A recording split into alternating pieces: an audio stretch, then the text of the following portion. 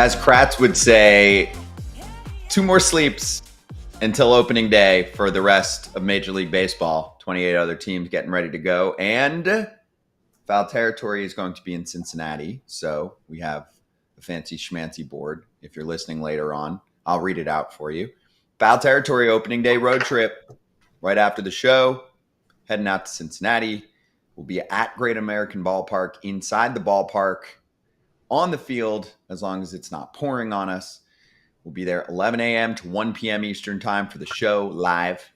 Thursday, we'll be at Nation Kitchen and Bar at the Banks. Awesome food and vibes, 11 a.m. to 1 p.m. Eastern time. You can swing by and have lunch and watch FT. And then Friday, we'll be back at the Nation Kitchen and Bar at the Banks, 1 o'clock East Coast time, up until 3. Obviously, Thursday is opening day in Cincinnati, which is always a holiday. We'll talk more about it when we go out there. Have you ever been there for opening day? Did you ever happen to have a game there for opening day? No, because you were an American League guy. I was mostly American League. And when I was in the National League, we opened in San Diego, Miami, Atlanta. Of the 3 opening days I had Actually, Miami, 2015, we had a rain delay. Figure that one out. 2015, was there a new park already? Mm-hmm. Oh, yeah. We had a rain delay. They didn't realize there was a storm coming. They couldn't get the roof closed in time, so we had a rain delay. There's always a True storm story. coming. Look it up. True story. Look it up. Wow. Okay, I will. And before we charge, I just would like to say thank you, Erik, for your hospitality yesterday, setting the bar high for AJ, who will not reply to what you did, which was make Scotty-friendly chocolate chip cupcakes. I was going to say muffins. Were they muffins or cupcakes? Cupcakes. Yesterday feels like a year ago. Cupcakes. AJ, pressure's on. If you ever want to make me cupcakes.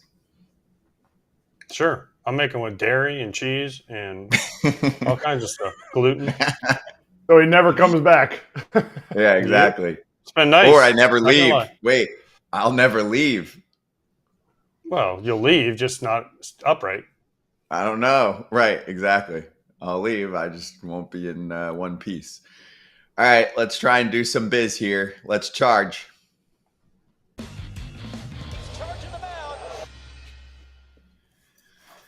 Stop the presses. The Twins are for sale. It's a great story, though, in The Athletic by Britt Giroli, our Ken Rosenthal, and Dan Hayes, who covers the team. They spoke about the Pohlad family and what they're looking for and why a sale hasn't happened yet. The number one reason why a sale hasn't happened yet is that they thought they had their man, their winning bidder, Justin Ishbia, who ended up investing more in the Chicago White Sox, and I still think he's eventually going to own that team. But let's focus on the Twins. They are seeking at least $1.7 billion. They are currently accepting bids. So if you have interest and you would like to accept a bid, read this article and you can figure out how. Just so you know, the bar has been set because they're seeking at least 1.7. And apparently there was a group that submitted in the 1.5 bill range and they were like, ha, no chance. The other caveat is they have just about as much debt as any team in baseball. This is normal, but it does factor into how a sales process goes. $425 million in debt. It depends on the sale. Sometimes the person who's selling takes all of that debt and subtracts it from the sale price, so that minimizes the profit. They'll still be okay. They bought the team for, in 1984, $44 million.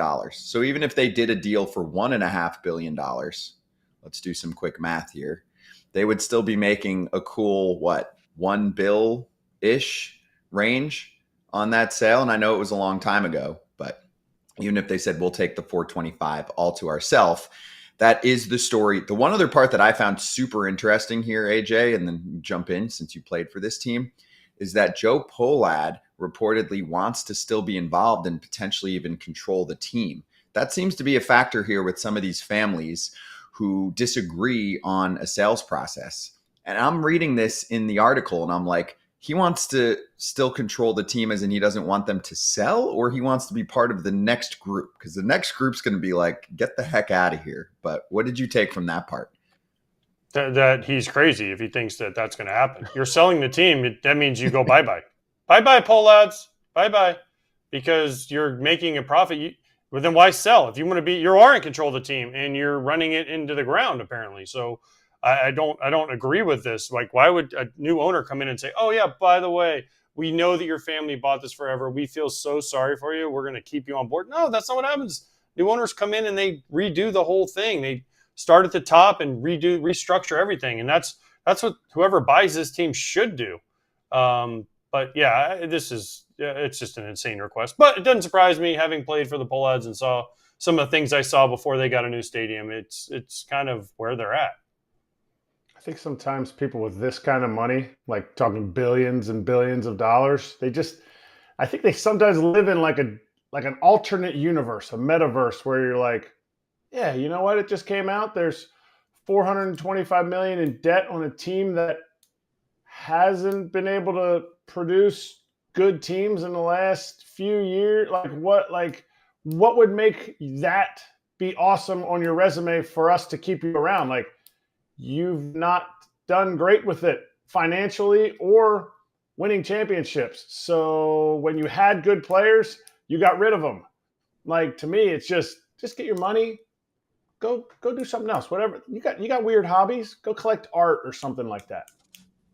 We'll clarify later this week with Ken Rosenthal, but what if it means that he doesn't want to sell the team and other people in the fam want to sell the team? That could be the case here too, where he still wants to control things and see how that goes. The other part that shocked me was how they put the finances together here, because there have been some issues lately. So first off, they don't own the ballpark, but that was their choice. You ask the city for money, you lease the ballpark from the city. You don't own the ballpark. That's pretty obvious. Number two, they used to make 50 plus mil on the TV side. They chose to work with MLB, which is their right, but you're going to make less money that way. So that cost them money, that decision. And here's the biggest one for me, AJ. They won the American League Central in 2023 and didn't really capitalize on the attendance side. Here's a little secret that's not that secretive. When you have a really good year, the boom year is actually the next year. That's when season tickets usually skyrocket, ticket sales in general, attendance, sales for other things, right? Around the ballpark, merch, etc. The Twins won the division, did a little bit of dancing in the playoffs, right? Got through one round, and then did absolutely nothing for 2 years. All you had to do was a little bit, give your fans a little sign that you still care about them, and I think that you would have gotten a much, much warmer welcome from the fan base. So they worked up to this point, and then finally, when you're able to capitalize and make more money, they stopped. They turned the faucet off. Yeah, I agree. Because listen, in 2006 is when we drew all the fans, not 2005, the year we won. It's always the next year because the fans are excited. We won a championship. We can do it again. The Twins won their first playoff series since 2002. Think about that. 2002, when I was still a Minnesota Twin. It's a long time ago, in 2023. Now, granted, they beat the Blue Jays, who also have not a stellar postseason pedigree in the last 30 years, but they beat the Blue Jays. They make it to the DS. They lose to the Astros. And the fans are all excited. Yes, if we can go out and get one more bat or one more pitcher or one more this. And what do? They say, no, we're chopping the payroll. And then they did it again this year. So, yeah, that's not instilling a lot of confidence in your ownership / whatever it is. I mean, listen, they have Derek Falvey in charge. They have Thad Levine in charge, who are two great baseball minds who both have been around and done some special things with different organizations. So to me, it's just a surprise that they didn't go out and try to capitalize it, because they had the city. The Vikings were down at the time. The Wild were down at the time. The Timberwolves were down but growing. And the Twins were the team, and they were, outside baseball, fairly new stadium, a stadium people love to go to. And then all of a sudden they're like, yeah, we're cutting the payroll. And listen, I have a lot of friends still in Minnesota from when I played there. They weren't very happy. They're disappointed. They're sad because they want to win. They want to put a winner on the field, and they think they can do it because they will draw, they will come out. But you gotta give them hope, and you got to give them something to look forward to. And don't forget that they lied to Carlos Correa, told him, hey, you signed this nice contract after he'd been there for a year, saying, hey, we're gonna build around you. This isn't it. you can't get much closer to this is it after they signed him. I think they've spent $9 million in free agency since they signed, or maybe that was at the beginning of this offseason, so maybe it's a little bit more. Oh wait, they didn't make that many signings this offseason either. But and that's not a Derek Falvey thing. That's not a Rocco Baldelli thing. That's ownership saying, you know what, we'll just go ahead with what we got. Correct. So to be continued. Right now they're accepting bids, and we'll keep you posted on what happens here. But Twins fans are obviously restless and desperately looking for someone else to take over this team. All right, coming up also, next. Listen, let's say this. There's a reason why the Ishbias didn't buy this team. I mean, they clearly want to buy a team. There's a reason why they pivoted and went back to the White Sox. Something wasn't right there. Now, whether it was the Pohlad kid saying, I want to stay on, or there was something in the deal they didn't like, but there's clearly a reason, because they have the money to go out and they can just write a check and be like, hey, we'll take this team off your hands. There's a reason why they didn't. Now, we don't know that reason, but I have a feeling there's also another group that I know tried to buy this team, and I'm not sure how it went, but it could have been, I think it was around I don't know, again, this is a guess. You said a $1.5 billion bid. I think I know who it was. I can't divulge that, but I think I have an idea. And if they didn't buy it, there's also a reason why they didn't buy it. So I don't know. And if you look, who knows about all that stuff, but financially, if you pay $44 million for a team and you're looking, let's say they get even on the low end, $1.5 million, $1.4 billion, not million, billion out of it, you've essentially doubled what you would have made in the investment portfolio. You think of the law of sevens. Every 7 years, your money multiplies.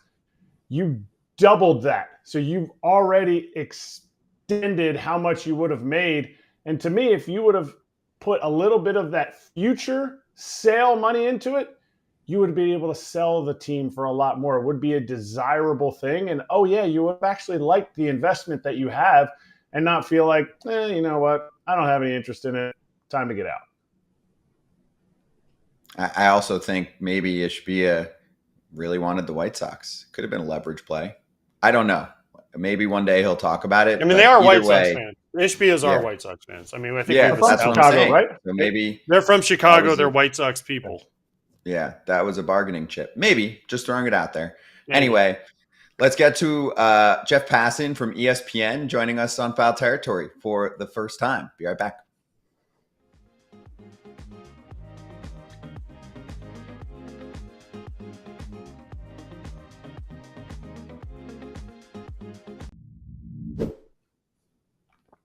Let's give True Classic some love right now. AJ, what do you love about it?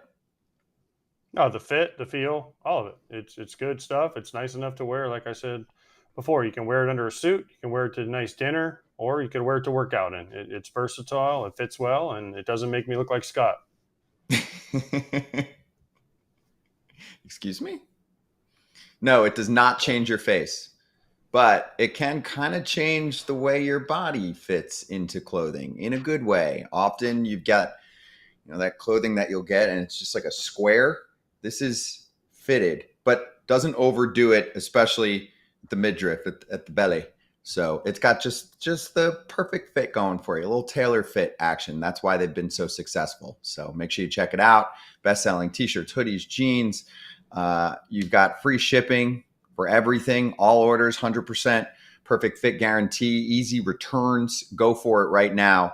trueclassic.com/foul, the exclusive FT link to save at trueclassic.com/foul. Shop now and elevate your wardrobe today. All right, we're back. We got about a minute and a half, and then we'll talk to Jeff Passan about the upcoming season. We'll ask him about the Dodgers' dominance and how he weighs their playoff chances or their World Series winning chances versus the rest of baseball. We didn't get to this yesterday, so maybe we can ask him about this. Jordan Montgomery is headed back to the bullpen again. I wonder if there's any chance someone like him gets traded. And also, AJ, if you want to throw this in real quick, Corbin Burns, 5th starter for the Diamondbacks. Is that good?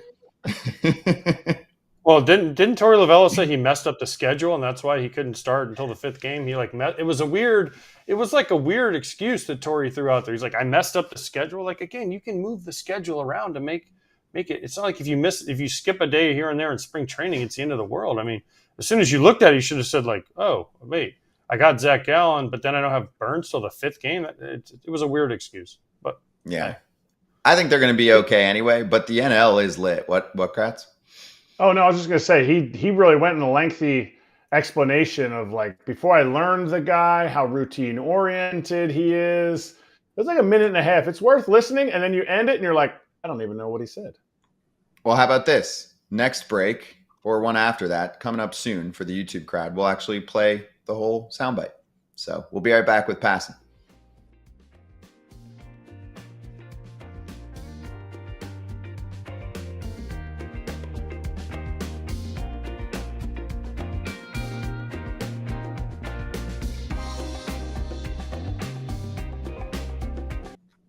All right, we've got ESPN's Jeff Passan with us right now, and you're seeing him here. You can also see him on, I looked this up, Sunday Night Baseball coming up. The first Sunday Night Baseball of the year. He'll be on the pregame show. Kevin Connors, Tim Kirkchin, our buddy.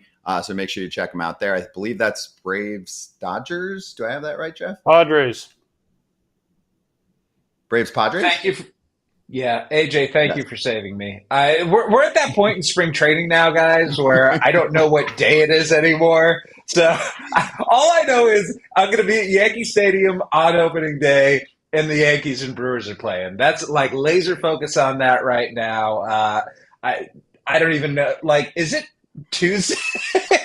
It is Tuesday. You're totally giving us the one game at a time action, which I actually respect and understand. Thank you. That is fair. But great to have you on, Jeff. So I actually want to start here then. So if you look back at the past month, obviously you visited camps, you've talked to teams. Has anything in your brain changed about a team, a player, et cetera? Is there something that you actually, came back from the road with and said, I think I'm misjudging this team or this player, and they're going to be much better or worse than I expected?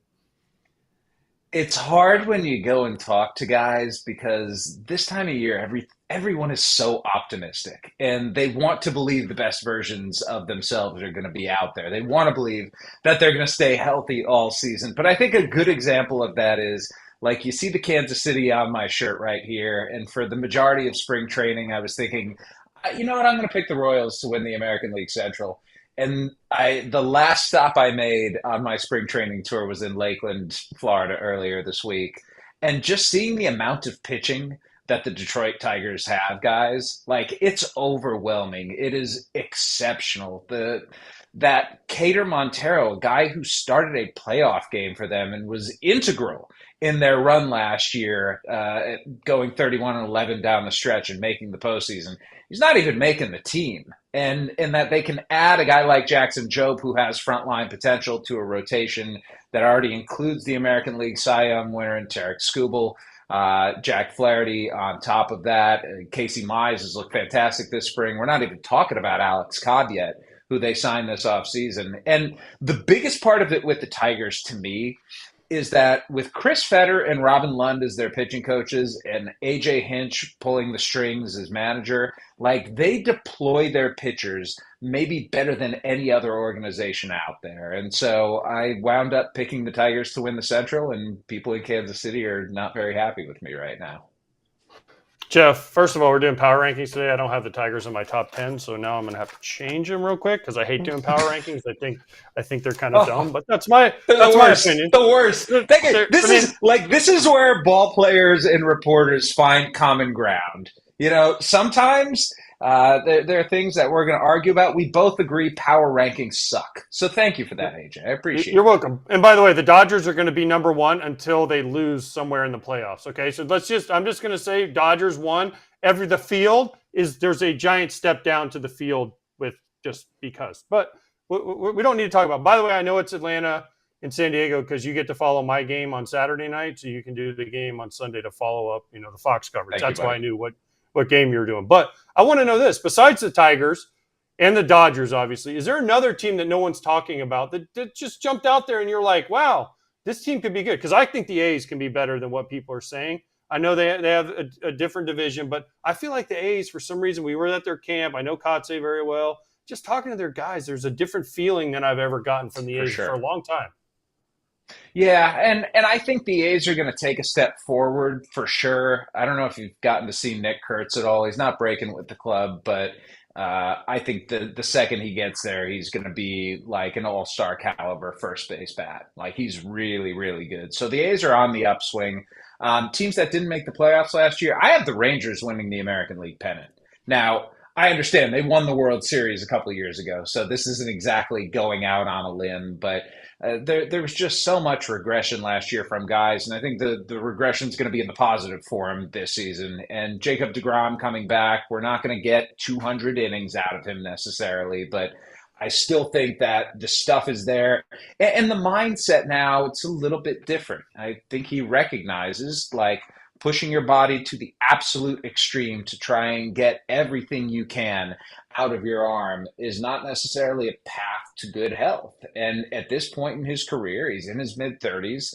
And I think he understands that you got to take care of the arm before everything else. Like arm health needs to be the priority because the stuff, even if it's not what it was at his peak, it's still going to be plenty good to get outs. And rather than be like the dominant guy who's striking out the world, I think Jacob deGrom understands like getting outs is the name of the game. That's the most important thing. And if I can do it efficiently while still having that same mentality that I had in the past, finding the best of both worlds is going to make him, I think, a better pitcher. And you compound that with Corey Seager and with Marcus Semien, a full year of Josh Young, step forward from Wyatt Langford. I think there's a lot of ceiling there that the Rangers, compared to last year, can go reach. That'd be weird to see Jacob deGrom like throwing balls not at 100 miles an hour. But hey, I'm here for it if it keeps him on the mound for sure. Is baseball in a great? What's that? I was just going to say, let's remember, back in Jacob deGrom's best seasons, when he won his Cy Young Awards, he wasn't throwing 100 regularly. Like he was 96, 97, and it was Verlander-ish, where if he needed a big pitch, then he could put up a 99 or 100 at that point. But he knows he doesn't need to be the guy who's sitting at 100 to be effective. We talk all the time about, oh, is baseball in a good place or not? I want to go to Arizona because isn't baseball in a great place if a team like Arizona is in the big bad Dodgers division and they have a $22.5 million relief arm in Jordan Montgomery in the bullpen? Aren't they in a good spot?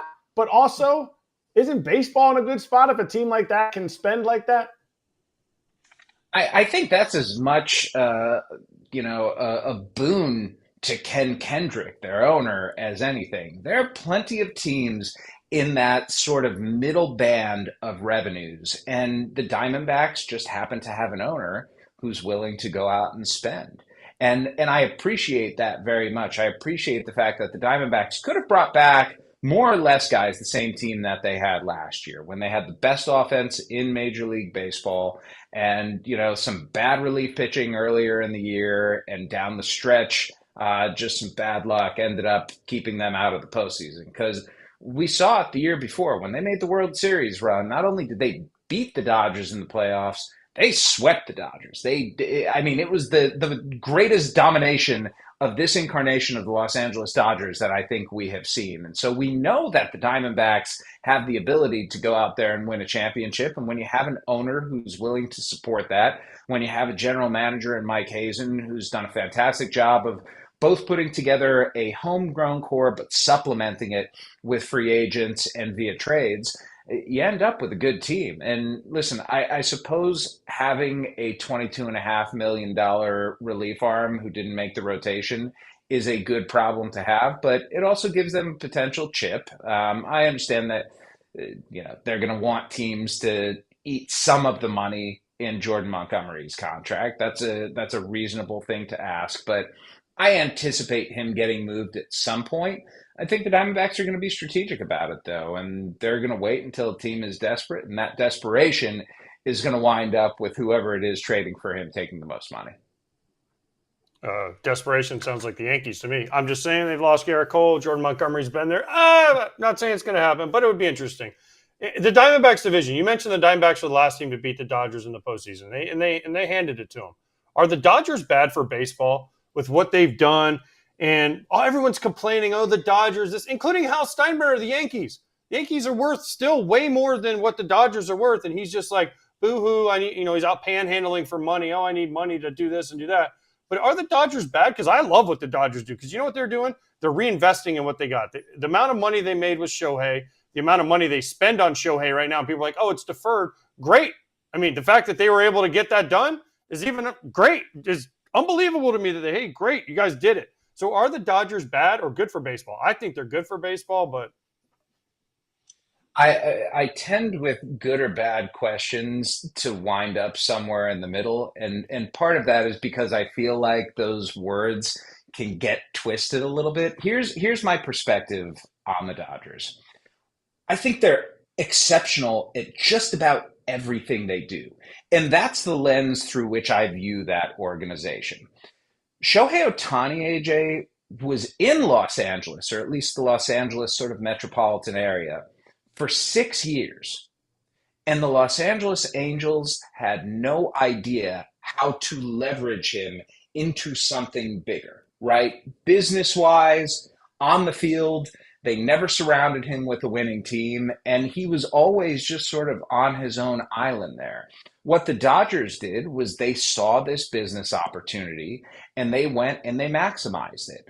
And the Dodgers are really good at maximizing things. They have maximized their international pool. They maximize their scouting apparatus. They maximize their health and player development departments. They maximize just about everything. And that's where when people complain about like the disparity that the Dodgers have with everybody else, yeah, the money thing is really true. And as somebody who lives in Kansas City, as somebody who grew up in Cleveland, somebody who's rooted in the Midwest, I get it. I understand it. When you see what the Dodgers are spending and all of the Central Division teams, all 10 of them, pale in comparison to that, you're like, how is this a fair sport?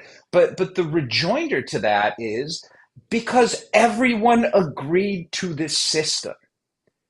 Everybody agreed in a collective bargaining agreement that this was going to be the rules of engagement in figuring out who is a champion every year.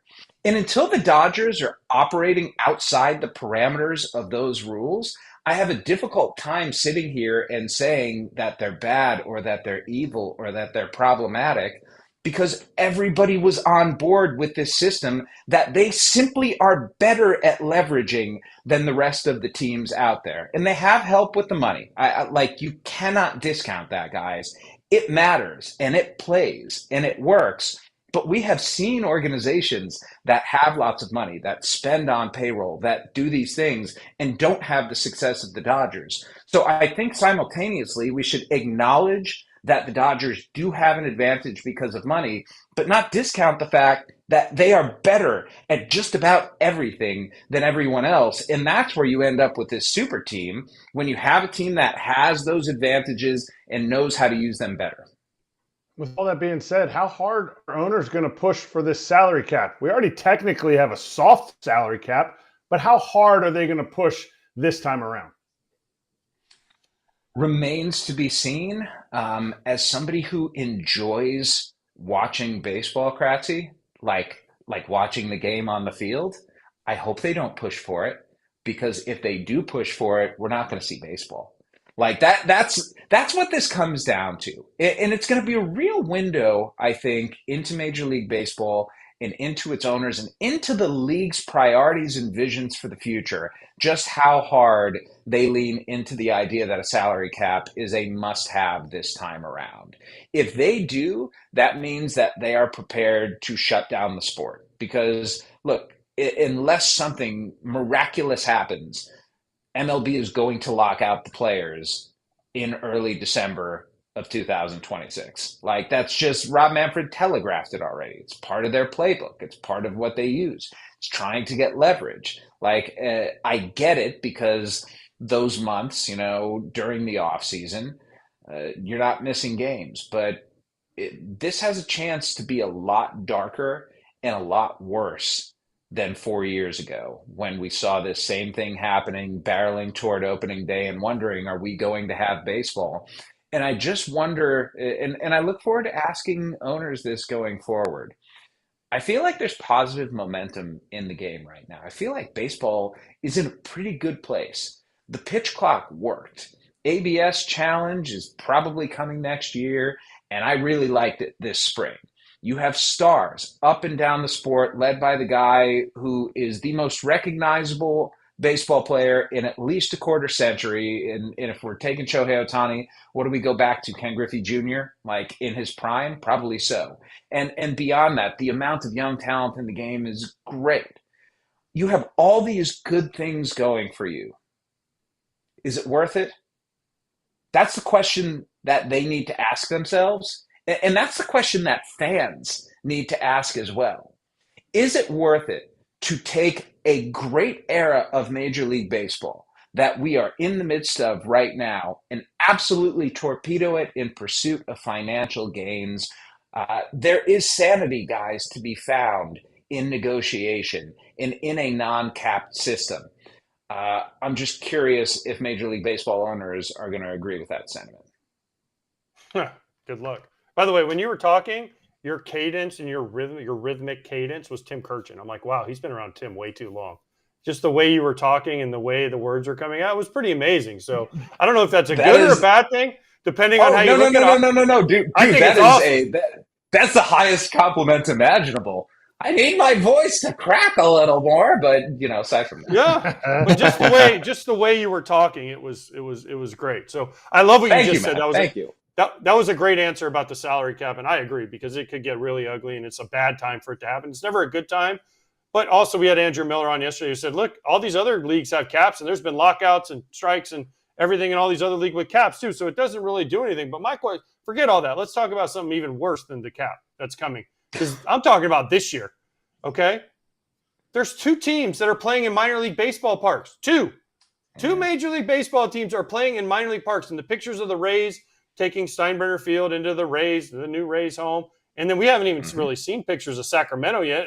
And God forbid if the A's are called the Sacramento A's because they're playing in Sacramento. What the heck is happening? How is it feasible or possible that Major League Baseball has 2 teams playing in minor league parks? I wrote about this a couple of weeks ago, and when we look at the minor league parks, AJ, we're just taking it as like, yeah, they're either moving or things are problematic with their stadium situation, and they had to do this. No, this is something that goes back for both of them about 2 decades. And that's my whole issue with the thing. It's that they have had a long time to try and solve this problem. And because it festered and because it waited around unresolved, you wound up with these panic moves. Now, I think they're a little bit different. The Rays would not be playing in Steinbrenner Field right now if not for the hurricanes that came through and damaged Tropicana Field. But at the same time, the Rays stadium situation has a chance to get even uglier than what the A's turned into. And, it wouldn't surprise anybody if the Rays ended up moving. Now, I know Rob Manfred wants to keep them around there, and the showdown, the inevitable showdown between Major League Baseball and Stu Sternberg, the owner of the Rays, is brewing right now. But you guys were talking about earlier, the A's have a chance to surprise. And I think in the American League East, especially now that it looks like Shane McClanahan avoided major injury, I was tempted to pick the Rays, not just to go to the playoffs, but to win the American League East. I think they are a sneaky, very, very good team. Fundamentally sound. They can pitch well. Their bullpen's going to be awesome this year, and I think they're going to hit enough. And Junior Caminero has a chance to be a real star. So there is a scenario in which we have playoff games in minor league parks. And that, to me, is where it's really going to stand out and be like, this is Major League Baseball in a minor league park. Is this really what the league stands for? Is this really what the league wants to look like? Apparently so. It's a reality, and Rob Manfred called it charming. And intimate. And as you know, in the story, I had an editor who added this line. I was very appreciative of it. Charming and intimate is what realtors say when the house is small. Like that's what we have right here. It's just a mediocre version of what should be, which is the big beautiful ballparks that Major League Baseball games are normally played in. That is so good, coming from someone who has lived a lot of life in New York City and gone on a lot of those little apartment looks where they're like, you're really going to love this. It's really charming. It's a closet and it's yours for $7,000 a month. That is New York City for a lot of areas. Anyway, all right. I want to ask you about, love the answer. I want to ask you about Ohtani. Okay. So Dodgers won the World Series last year. Ohtani had a ridiculous season as a DH. What do we expect from him this year, especially as far as the pitching situation? I know you've written a book about pitching and obviously the arm problem we have in Major League Baseball. I don't want to forget how much he's actually had to go under the knife for the arm, still perform with the bat, and then figure out how the Dodgers are going to make sure that he can pitch for them but not sacrifice the bat. So have you learned anything in the spring training time period about how do you think they're going to play this out with him? I wish I could take the experience that I had from reporting the arm and apply it to Ohtani, but he's such a unique scenario. I think the Dodgers are, they're just sort of winging it. And that's not to suggest they're being flip about how they're approaching it with him. I just think there's no playbook. Like, because Ohtani bats and because this is his second, major elbow reconstruction, and because he's been shut down for 30-something days in between the last time he pitched and his forthcoming bullpen, he's essentially going to have to build back up. And it's a weird roller coaster that he's been on. The Dodgers have so much depth, though, guys, that there's just no rush to get him back. I think Dave Roberts said it like, what's important is that we have him ready for October. And that's the way the Dodgers approach just about everything. If you want to say, like, what's the advantage that the Dodgers have, part of it is that Andrew Friedman, very early on in his career, understood the advantage of depth and roster construction. And what he's been able to supercharge with the Dodgers is the amount of depth that they have. And part of that is because they've done such a great job of building up arms in their farm system. The number of non-first round picks who turn into big league arms for the Dodgers is exceptional. Like, they're just really good at pitching development. They haven't been as good at keeping them healthy, but just in terms of developing like quality big league arms, they've been fantastic. And so they have a lot of runway with Ohtani. They don't need to rush anything back. But what people who work with Shohei Ohtani have learned is that he will tell you, like, he's going to serve as the barometer. The medical staff is going to help him along the way and be there to support him and give him thoughts and ideas. But in the end, what Ohtani's body is telling him is what he follows. And the fact that he's managed to do this two-way thing, guys, as long as he has and be as successful as he has, shows the great relationship that he has with knowing how his body is feeling and knowing what it needs. There are a lot of guys out there, a lot of guys who play, who just don't ever understand their body well enough to maximize it. I think that's maybe Shohei Ohtani's superpower, that he gets what he needs and can figure out how to get to the place where he's going to perform the best. All right, Jeff, before we let you go, I got two things for you. One, I want to know how Shohei's going to rehab, because it's impossible because he has to DH. So when you figure that one out, you can write another book on it, because the Dodgers, I don't even think, know how. You can't send him to Oklahoma City to pitch 5 innings and then catch the Concorde to fly back to LA to DH that night. So that's going to be what's fascinating to me. Sim games. It's just going to be, that's all you can do. It's not ideal, but you're exactly right. You can't send him out for minor league rehab start. So that's the interesting part about Ohtani. Everything he does is different than everybody else, because that singular thing he's trying to do, played both ways, is different from everyone else.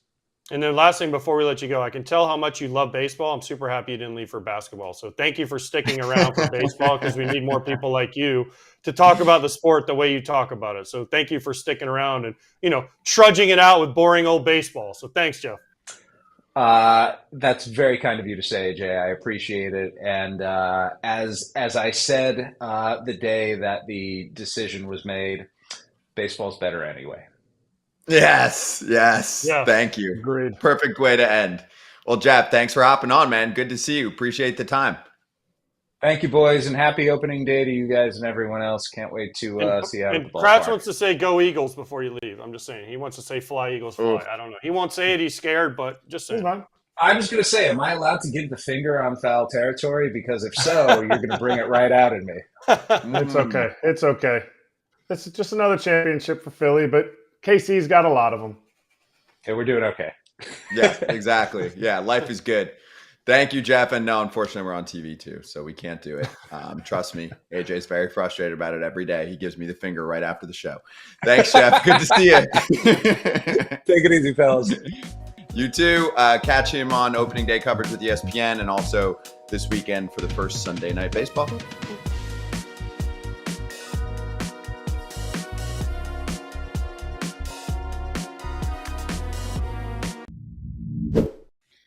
Oh, this is so Kratz. Kratz, tell the people about the #1 dermatologist recommended hair growth supplement brand trusted by over 1.5 million people who are looking to get thicker, stronger, faster growing hair. Need it. Clearly, I need it. And I just started taking it, so I'm going to be a before and after type of thing. If I look like Evan Gaddis by the end of this, you'll know what it is. But I love it because it's a natural supplement. It's not just like this, I'm just putting chemicals in my body to give a little natural, more full hair. It's for men, it's for women. It's called Nutrafol, by the way. Nutrafol.com. Use the code FOUL, F-O-U-L, for $10 off your first month's subscription. Maybe you can go from Kratz to AJ. Can we get you guys to do a quick tip of the cap? I mean, it's a lot different. I mean, I got to get a haircut tomorrow. I got too much hair. Think about how Erik and I'd be if I had AJ's hair. Just saying. You'd be giving me the finger after the show. So anyway, start your journey with Nutrafol for a limited time. They're offering the FT fam $10 off your first month subscription and free shipping when you go to Nutrafol.com and enter the promo code FOUL, F-O-U-L, Nutrafol.com, spelled Nutrafol.com, promo code FOUL. All right, coming up, fun show today. Passan was great. Grayson Rodriguez is going to join us soon. We'll get an update on his progress. We're going to do power rankings. I also want to throw this out there. Idea for doubling up power rankings and maybe having power rankings day each week turn into something else for AJ. Thoughts on gutter rankings? Nothing changes. Why do we have to do power rankings every week? Nothing changes. Nothing changes. Nothing changes in a week. The Dodgers, it's the Dodgers, it's the Dodgers, it's the Dodgers, it's the Dodgers. Until something, I don't know, apocalyptic happens, the Dodgers are still going to be #1, and the rest you can fill in with whoever you want. It's going to be like 4 or 5 NL teams, and then you get to an AL team unless something crazy happens. So that's why I'm like, if we want to do these once a month, maybe, but every week, let's come up with something better. Let's be better, guys. Okay, then we can negotiate not doing every week. We can work on that. What if we do power rankings one week, gutter rankings the next week? So it's an every other week situation. I do want to add, even if you do feel like the Dodgers are going to be #1 for all of the season, that doesn't mean that 2 through 10 is going to be anywhere near the same. Okay, injuries happen, underperformance, outliers, etc.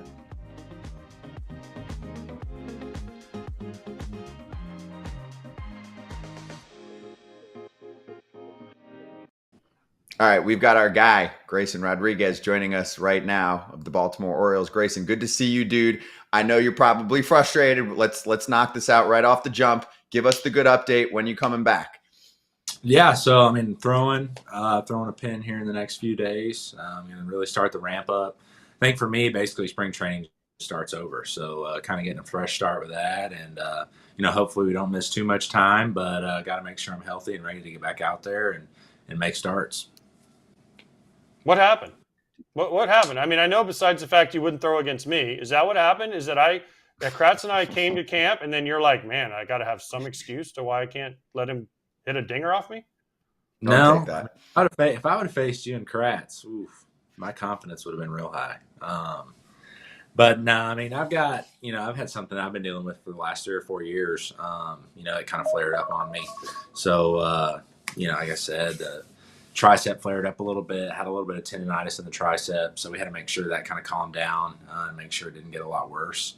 But thankfully, had to get some checkups and some scans on the elbow, and it was all good. It was all healthy. So, really fortunate with that news. But yeah, just making sure the inflammation could settle down a little bit and, kind of start the ramp up process again. Do you think the process should be longer to coming back or shorter? I mean, to guys, on the IL, obviously you're chomping at the bit to get back out there. In my eyes, it could always be a little bit shorter. But the organization always has kind of our best interest in mind. So they're going to make it a little bit longer and just make sure that, when you don't necessarily just rush yourself back and, maybe go back out there and hurt yourself again or make it worse. You got to make sure you take the time up front to make sure you're healthy and right to get back out there. And, the goal is to not go back on the IL for the rest of the season and pitch into the playoffs. And that's what we're going to try to do.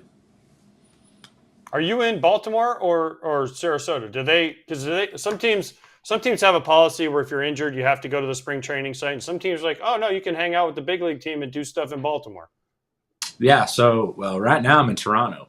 We got here yesterday. So, we're ready to rock for opening day here coming up. But, so this year, Baltimore, we're doing renovations to our spring training complex, which is awesome.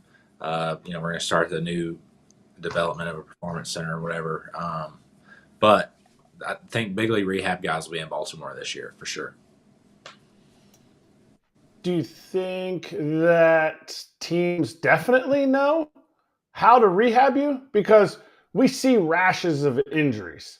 Do you think there's maybe when I asked, you want to get back sooner, your body, and you have to push yourself. We actually see more injuries now, and yet players still just lean on, well, you know what? This is what the training staff says, and this is what the org says to do, but it doesn't necessarily seem like it's working from my point of view. Yeah. So, I mean, obviously, you have your team docs, you have the team training staff, and you're also getting second, third opinions if you want from other doctors, that aren't affiliated with the team, that are well-known baseball doctors or, whatever you want to call it, whether it's a shoulder guy, elbow guy, somebody like that. There's always other doctors out there that love to give their opinions and stuff that help teams out that aren't necessarily on their payroll. But yeah, I mean, I think it's just it's a collective, thought or an agreement. Ultimately, it's up to the player on what the player wants to do. But yeah, I mean, there's a lot of people that are putting input to it and taking the most amount of time possible to get a plan together and make sure that plan gets executed.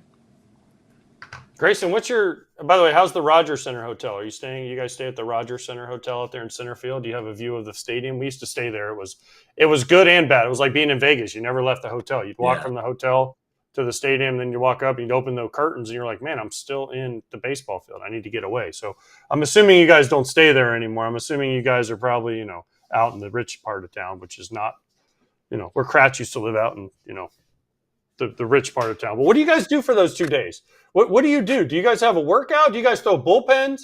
What happens? Because you have 2 days before opening day. So do you get bored just being like, man, I need to play a game. I need to watch a game? Yeah, I mean, obviously, we were supposed to play the Nationals yesterday in D.C. for an exhibition game, and it got rained out. So we flew to D.C., got there. Everything was obviously unloaded, packed, ready to go, and then game gets canceled. So there'll be definitely some guys throwing some simulated innings today. But, yeah, I mean, having workouts, guys getting off the mound, throwing pins. Like I said, some guys will probably face some hitters. Hitters take BP, stuff like that. Just kind of make sure, you're moving around. Basically like having a spring training just without a game. So, yeah, I mean, just keeping the workouts rolling and getting ready for Thursday. All right, Grayson, I want your immediate reaction. I don't know if you've heard this because I just found out about it. The Marlins, according to Joel Sherman, are in the midst of changing how their starters prepare for starts. beginning with the elimination of between starts bullpen sessions in favor of what they call, quotes, live pitch design sessions. What is a live pitch design session? I don't know if I've ever heard of that, but sim game, and then they, I guess, talk about your pitch design. And also, I just want to add, because I read the story from Joel Sherman the other day, that they started doing this, I guess, with some dudes in the second half of last season. But yeah, thoughts on the current process versus doing sim games essentially instead of bullpen sessions? yeah. So I mean, obviously, the current process is you've got guys going out there. I guess you could call your start day 1 or day 5, depending on how you look at it. But guys will throw day 2, day 3 sides. Me personally, I like throwing day 3. Day 2, I'm a little too sore. So I don't really like throwing a bullpen with all that soreness just because I simply don't feel like I'm getting a lot out of it, especially if I need to work on a pitch. Like I said, like day 2, if I get in a pin, I'm really just kind of hoping it's over from pitch 1.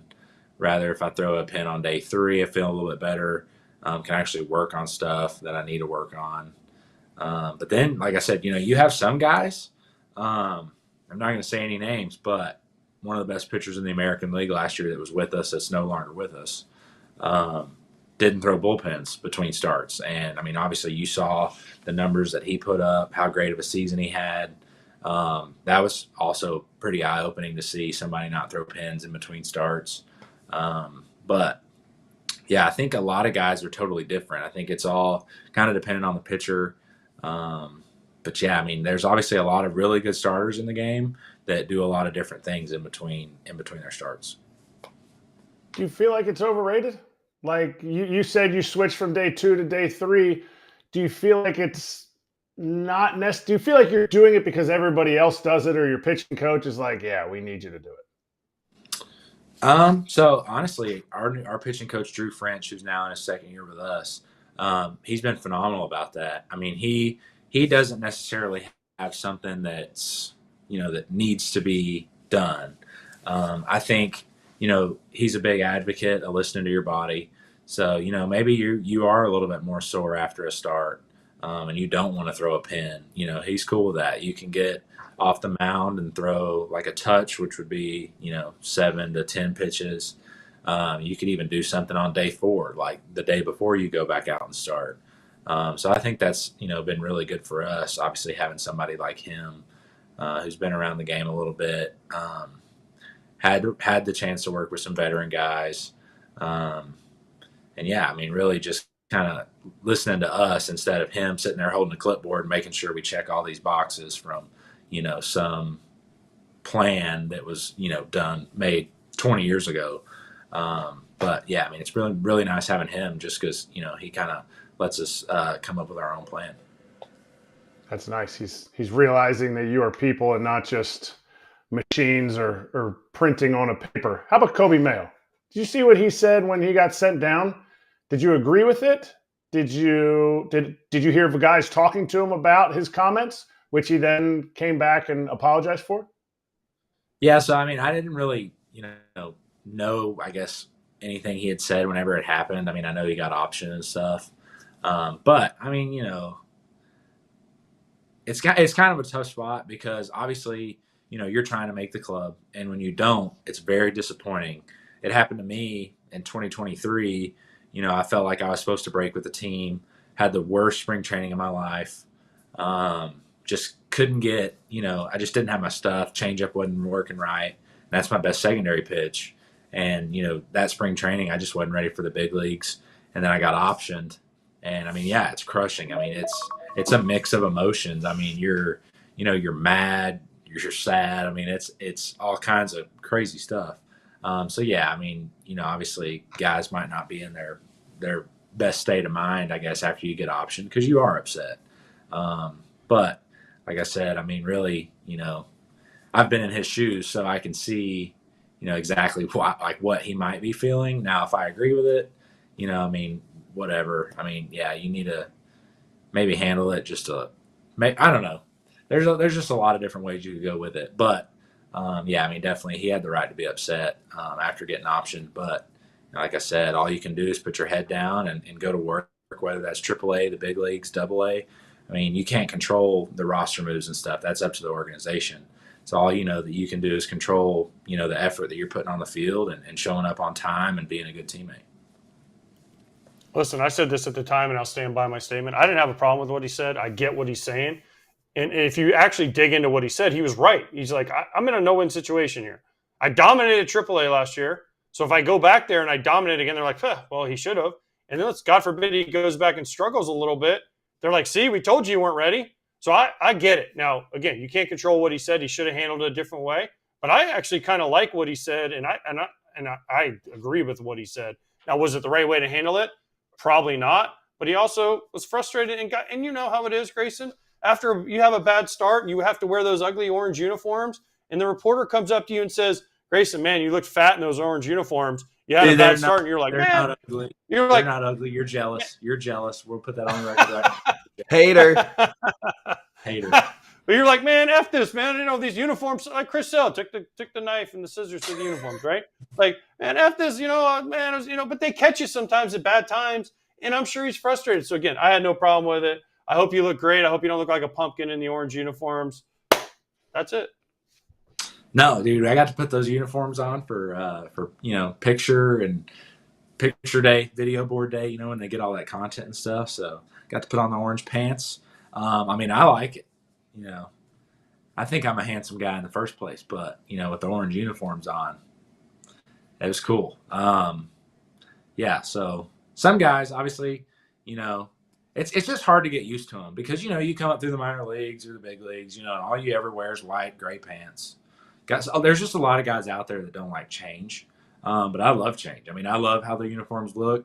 I think there's other guys in the clubhouse that definitely like how they look. We always wear orange on Saturdays. That's something whenever we're home, we always wear orange. Even on the road too, I think we do.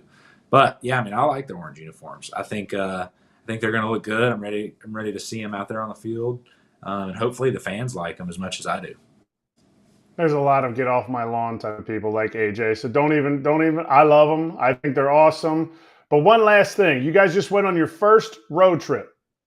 What kind of dress code do you guys have? Because there's been a lot of teams getting on the bird, showing the walk to the bus in slow motion, and fans are just like, oh man, dress code has totally changed. Man, it is like so unprofessional. And my opinion is, like, I love your sweatshirt right now. You should be able to rock that John to the field anytime. Well, dude, our manager, Brandon Hyde, has been really great with us for traveling. You have some ball clubs that are suit and tie every time you get on a flight. With us, usually the first road trip's like pro attire, like, wear something business casual, wear something really nice, coat, whatever that might be. But like during the year, how 162 games is a grind, and then having to get on airplanes and stuff and what that does to you, that can be really uncomfortable as well. But Nike comes out with, I guess, team sweatsuits. So most of the time we're rocking those sweatsuits, and just matter of fact, just being comfortable, I think, kind of when you're traveling, because that goes a long way too. Guys are trying to recover, stuff like that. I mean, as long as we're wearing the same thing, and, the sweatsuits don't look bad. I mean, you got the Orioles logo on it, and, they're clean looking sweatsuits. And then when everybody's wearing them, you look good as a group. But yeah, I mean, Hyder's been really good with us with traveling, and yeah, we do get dressed up, a few times throughout the year. We have themes and stuff like that. We do a lot of the fun travel themes throughout the year. But yeah, the sweatsuits are definitely my favorite. I think it really doesn't matter what you look like when you travel, as long as everybody's wearing the same thing or something similar. Yeah, and comfort's cool. Let's keep that in mind. Hyder ain't known for his fashion outfits. All right, let's Hyder ain't known for his fashion. And also May 3rd, I'm doing a Kansas City at Baltimore game, so I cannot wait to see you in full pumpkin. Yeah. You better get out there. Yeah. You're going to love me in full orange. Mm-hmm. Get the Boogs barbecue ready for a little Grayson start. Speedy recovery, dude. Thanks for hopping on. Obviously, it's always much appreciated, and people respect that. Great to hear from you. Rooting for you to get back soon, and we'll check in with you too in a few weeks. All right? Yeah, I appreciate that. Y'all don't have too much fun with that. Enjoy the try. six. We'll try. Enjoy the six. Yeah. Catch y'all later. Thank you. Okay, sounds good. Thanks, Grayson. Grayson Rodriguez, Baltimore Orioles, always awesome. Always awesome. Be right back. Let's talk about Shohei Ohtani throwing again.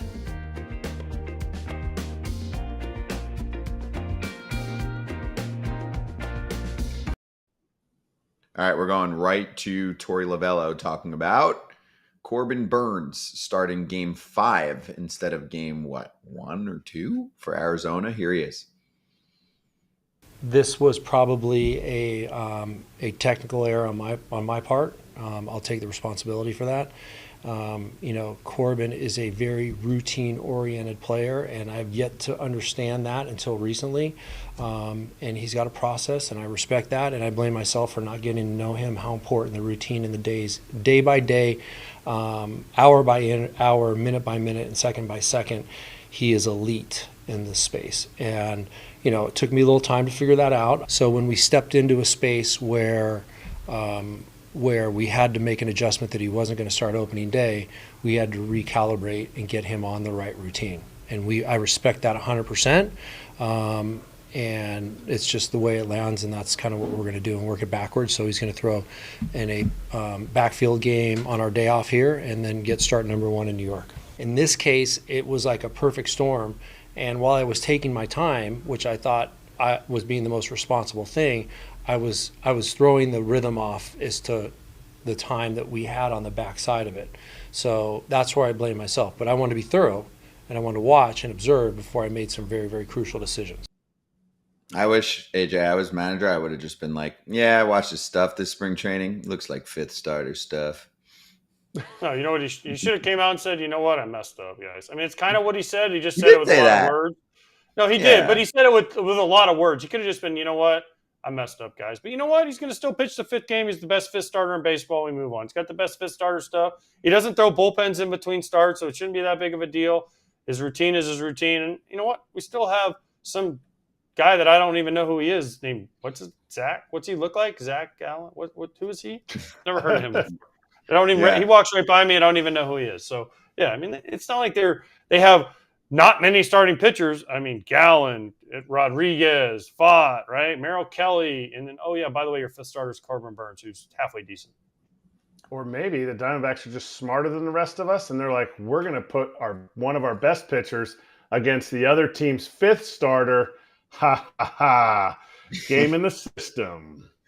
Auto win. I will say this. As someone who spent a lot of time in New York in life, if this happened in New York, Philly, Boston, and add on that, it's Burns and then there's not good starters after him, it would have been mayhem. They would have been like, fire the manager.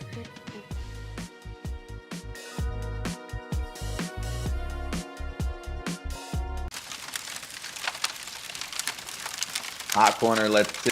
Shohei Ohtani is going to throw a bullpen on Saturday, according to manager Dave Roberts. It's going to be the first time he's throwing off a mound since February 25th.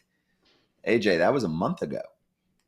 Agreed. Hold on. Before we get into this, I know not everyone got to see what we talked about in between. We talked about Corbin Burns being the 5th starter. His first start comes in Yankee Stadium. Maybe there was more to it than we knew. His first start is in Yankee Stadium, not in Arizona. Again, I'm not saying that they didn't, but, not bad to have your 5th starter going up in first game in Yankee Stadium. Just saying, maybe it wasn't as unintentional as we thought. But anyways, yes, this to me is Shohei, because you know what? I don't care about Shohei throwing a bullpen. Whoop-de-doo, let me know when he's back on a mound throwing for real, because this is going to be the Juan Soto. Hey, look, Shohei picked up a baseball today and threw it with his right arm. Oh, my God, we got to do a breakout session on it. Clinton, Alana, got to talk about this for 30 minutes because Shohei threw 7 balls from 90 feet. Don't care. Let me know when he gets on a mound, he's facing hitters. Thank you. Talk about your Hang on. I'm pulling up a tweet that says, I just shook Shohei Ohtani's hand.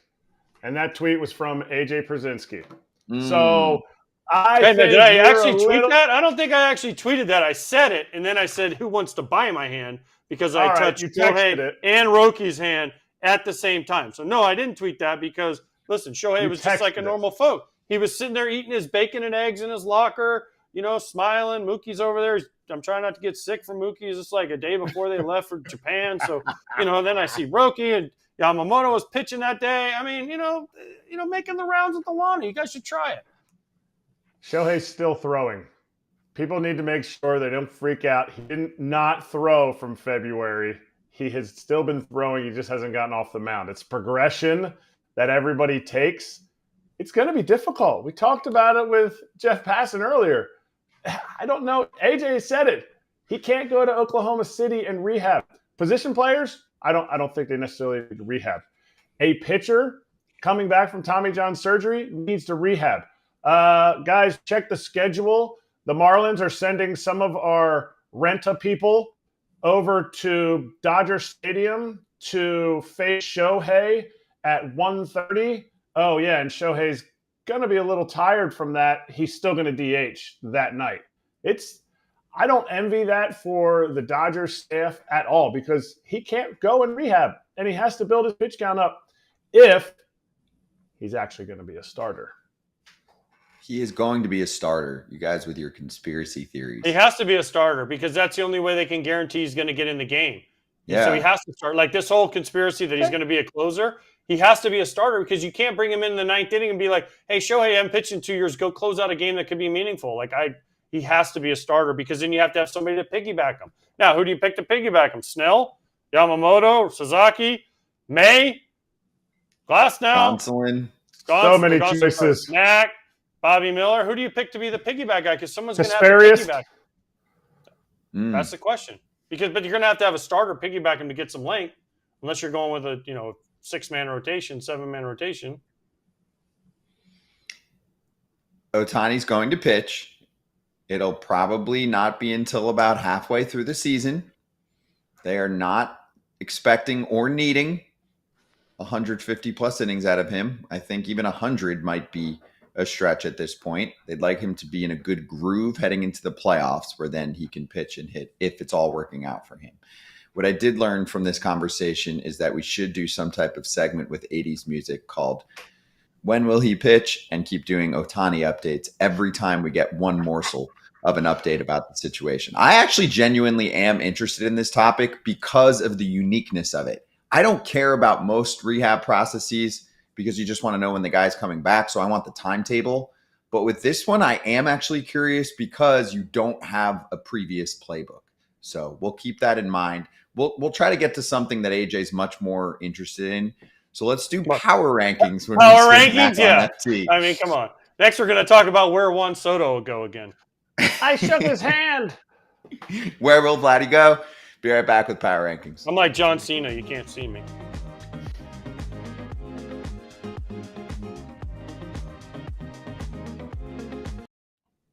Todd Zalecki covers the Philadelphia Phillies for MLB.com. He's also one of the star hosts on the Phillies show. He reports Ranger Suarez is going to open up the season on the injured list.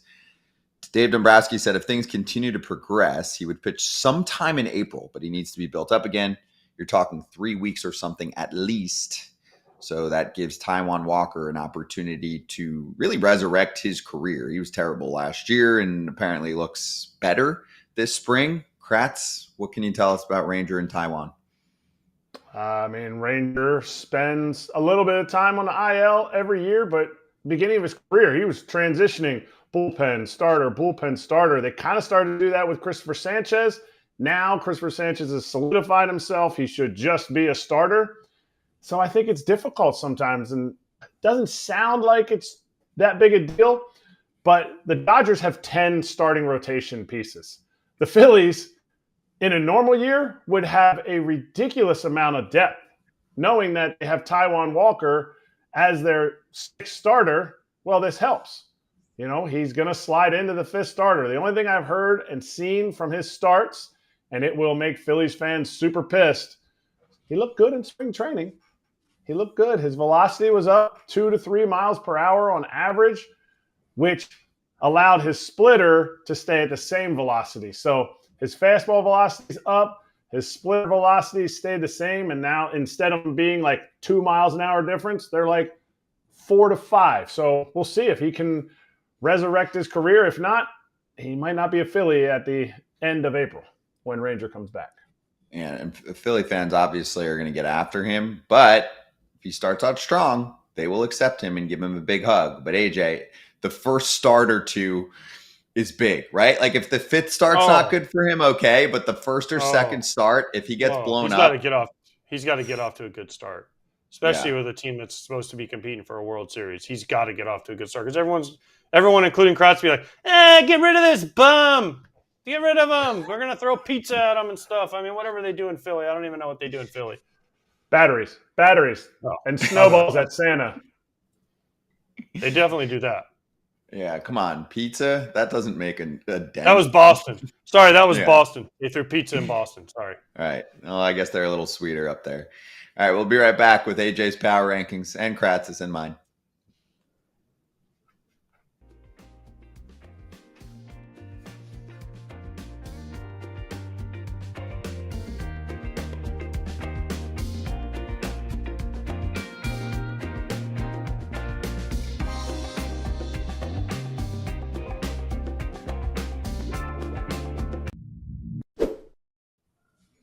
Power. Let's do it. Power rankings right before the season starts. Erik Kratz is going to give us his 1 through 10 while AJ shakes his head. Here's the order of operations. Kratz, 1 through 10, we make fun of him. AJ, 1 through 10, we make fun of him. Scott, 1 through 10, we go to break. Go, Kratz. All right, well, I just copy and pasted my last power rankings because nothing's changed. That'll make... What do you mean? No, you can't do that. There's injuries and everything. AJ happy. That was like a week ago. So you have to have different power rankings because it was a week ago. Except I bumped the Yankees down. They lost 2 of their starters. And since we did the power rankings, the Red Sox figured out who's playing third base in the turmoil, so I bumped them in. Okay? The Orioles are now very, very, they're representative of who I think is going to win the American League East. And so that's where I have everybody else in the same order. I just bumped the Yankees below the Orioles, and the Red Sox slid in there. The Mariners, I thought they were going to make a move at the end. I had them at 10. They're in oblivion now. Okay. I don't really have much hate on here. I have one thing. The Orioles are a little high for me. Other than that, I think just because Kyle Gibson, love you, but Grayson out, Gunner out, but okay. Do we feel like the Reds belong here now, or you're really projecting yourself forward? I do believe they belong here now, and maybe I'm just automatically saying certain players in their lineup are going to have. Matty McLean's going to be 100% healthy. Friedel's going to drive in 100 runs. I think Candelario is going to do more than people expect. I think Noelvi's, he's got some juice to be able to add to that lineup. I think in the minors, their pitching. Thank you. Appreciate their pitching staff not getting enough love for what they did. And then they added an innings eater. And I just think I needed a team from the Central in there. And I think that's who's going to win the Central. I know I don't have the AL Central, but they're just going to beat each other up. Okay. I don't hate the Reds. I like the Reds a lot this year. I look at power ranks a little differently, where I take things from last year, I factor in the offseason, and then other teams need to prove it for me. AJ, what do you have?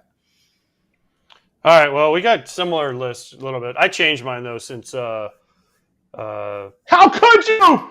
How could you change it? Since we talked to Passan, power rankings are willing. They're fluent, right? So I'm changing since we talked to Passan. Yep. Okay, so here we go. This list is wrong, but we're going to show it anyways. Sorry, producer lady. Dodgers 1, Diamondbacks 2 because Corbin Burns is best fit starter. Phillies 3, Braves 4, Mets 5. Then we're going to finally get to a American League team, Red Sox. I think what they did this offseason was awesome. I love the Crochet ad. I love the Bregman ad. I love Christian Campbell is going to be there from the start. I think what they did was awesome. Bueller, I think, is going to have a big year. This is where it goes wrong. I'm putting the Rangers instead of the Yankees. So cross that out, Rangers, okay? Why? Because Passan talked me into it, and I just like Jeff Passan. He seems like a nice fella, okay? 8, we're going Padres. 9 Orioles, and then 10 are Yankees. So Yankee fans, don't come at me. Kratz gave all the reasons why they're not that great this year. Yell at him, not me. I agreed with him. So he talked me into putting the Yankees down to 10. So yell at Passan, yell at Kratz, don't yell at me. Those are my power rankings. Scott, if you don't like them, I don't care. Eric, they could change in the next minute. I could change. I don't know. So the Astros got bumped to 11 for you. Yeah. Okay, that's fine. I like the Padres too, and I'll get to mine in a moment. Just to go on against Kratz's list for a sec. Why don't you like San Diego? Kratz, too much turnover? Man, that start rotation looks a little shallow after Cease and King right now. Just looks like they're gonna need to score a ton of runs. Last year, that offense came around. They lost Jerks and Profar.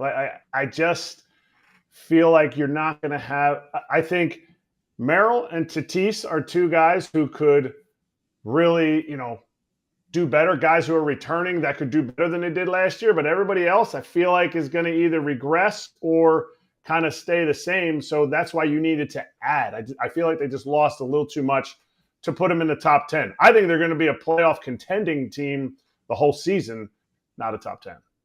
Okay. By the way, we have a show called Friar Territory. It's really good. Kyle Glazer, Mike Cameron, Heath Bell knows his Padres ball. So check it out. QR code, bottom corner of the screen. And here comes my list. Shocker, Dodgers won. Looked not even great in Tokyo, and that's the problem. That should be the problem for everyone else. They outscored the Cubs, like 10-4, no Freddie, no Mookie. I got the Phillies 2. Looks like a really good regular season team for me. Yet to be determined how that'll play out in the playoffs, but I think that rotation is going to really help in the regular season right now. Luzardo towards the back end of your rotation. That's pretty damn good. Diamondbacks, I've been very high on them. They won 89 games last year. They picked up the best pitcher available in free agency amongst other moves that they made. Mets picked up the best bat by far. That should be a really good offense. There's some questions with the pitching staff. That's fair. I have them really close with the Braves. Strider and Acuna aren't back right now, so I put them at 5 and feel good with that.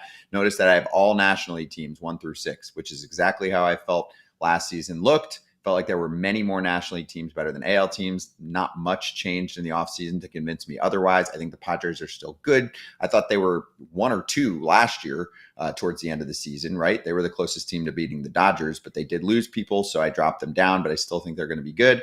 And I think King and Cease at the top will be a dominant duo. Tigers, they did some things this offseason as well. And I just think that you look at their rotation in spring training, and that's a team that jumps up a little bit for me. Plus Jackson Jobe as your 5 starter, and he's the best prospect in baseball, best pitching prospect.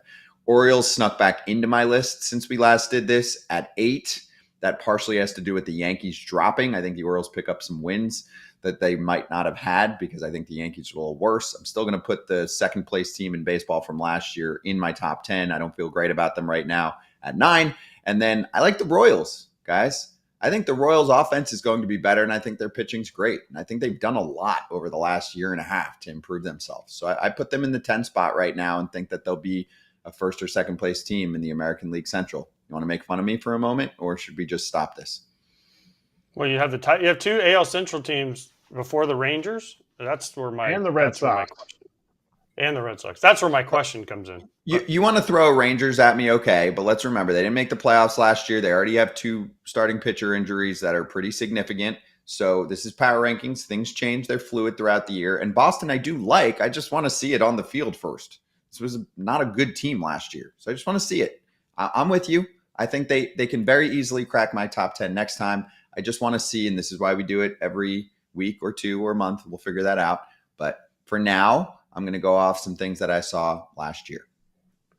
But I see what you guys are saying. I understand. Anyway, make fun of us. Let us know what we did right, wrong, who had the best list. If you're watching this afterward, comment below. We'll be right back, FT fam, as we'll talk to Patrick Mooney about the Chicago Cubs, who are freaking out because they're 0-2.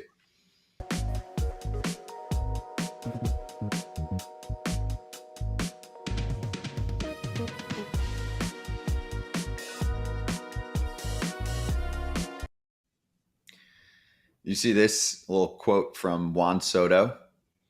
He is expecting the worst when he returns to Yankee Stadium. He said, Yankee fans, they can surprise you with anything. So I'm expecting the worst. He's having fun with it. Do you think he's going to do some gladiator, are you not entertained type of situation, AJ, when it's Mets Yanks, which has really heated up, by the way? And here's Derek Lewandowski, our pinstripe territory superstar. By the way, we're going to boo the absolute shit out of Juan Soto. And that got some he good deserves love. it. He knows. He knows it. Yeah, he knows. He knows it. He's having fun with it. He's enjoying it. He knows what Yankee fans are about. I have no problem with him saying this. I think it's better that he brought it up now instead of waiting. Bring it up. Talk about it. Like, get things out in the open. I love it when players do this. Why we're going to let it fester and like, oh, no, big bad Yankee Stadium's coming. Oh, whoop-de-doo-dah. Like, no, like, it's great. He's like, yeah, bring it on, Yankee fans. I'm ready for you. How about one at bat? How about one at bat they cheer the man who helped them get to the World Series that they hadn't been to since 2009? Just one at bat. And then for the next 15 years, of his contract, boo him.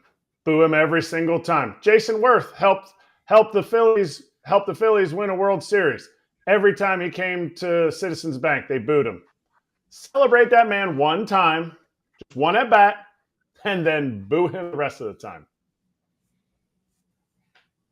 Nope, not happening. You're going to tell Philly fans to cheer for somebody? Nope, they're going to boo him. Hey, we're going to cheer, guys. They should have cheered for Jason Worth. He did awesome stuff for that team for years. And so you can get the boos in afterwards, but just a little cheer, just a little bit. If the Yankees had won the World Series and then he spurned them for the Mets, who did make a higher offer, would he have gotten a little cheer? I actually do think he would have if they won. But Yankee fans are about winning a World Series. Yes, he would have gotten a little standing O. I think they would have done that. You don't think so, Kratz? I still think he did everything possible. He was brought in, did not disappoint at all. Yankees fans are posting all the dropped fly balls or misreads or bad routes that he had.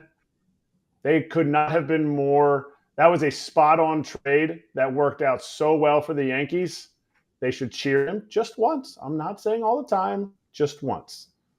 But my question was, would they cheer him? Because they're not going to, but would they cheer him if they would have won the World Series? No, because they picked somebody else. They're spiteful.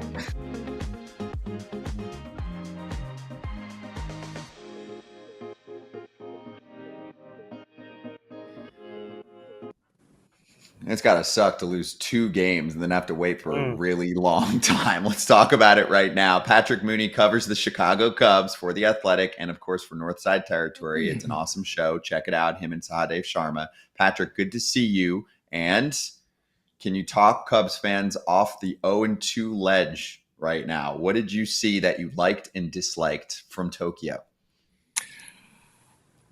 Maybe check back in May. I mean, because if you look at this opening schedule, it is absolutely brutal. I think it's, by one count, the toughest month in all of baseball, followed by the easiest month in all of baseball all year. So a lot of Dodgers, a lot of Diamondbacks, a lot of Padres, Phillies. They get to open up that AAA ballpark in Sacramento. So I think the angst will be felt on the north side for a couple weeks here. Are the flags flying the whole time? This seems like it's more like a Brewers question because they do the flags at Wrigley Field based on the rankings, the standings. So are the Cubs flying their flags right now, even though other teams haven't played because they're way at the bottom, and that's kind of hurtful to Wrigleyville?